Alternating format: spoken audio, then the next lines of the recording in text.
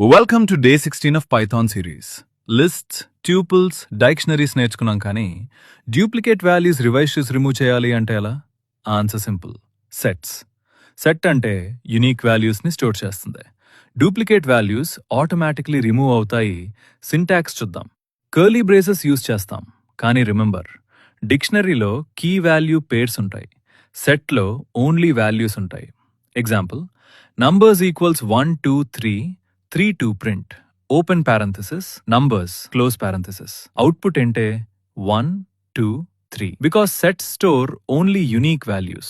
Sets లో indexing ఉండదు, order fixed గా ఉండదు. ఇండెక్స్ తో యాక్సెస్ చేయలేం, కానీ వాల్యూస్ ని యాడ్ చేయొచ్చు యూజింగ్ యాడ్, రిమూవ్ చేయొచ్చు యూజింగ్ రిమూవ్. సింపుల్ గా చెప్పాలి అంటే, డూప్లికేట్స్ రిమూవ్ చేయాలి అంటే సెట్ యూజ్ చేయి. డే 17 లో మనం స్ట్రింగ్ ఆపరేషన్ స్టార్ట్ చేద్దాం. ఈ క్వశ్చన్ కి ఆన్సర్ కింద కామెంట్ సెక్షన్ లో చెప్పండి.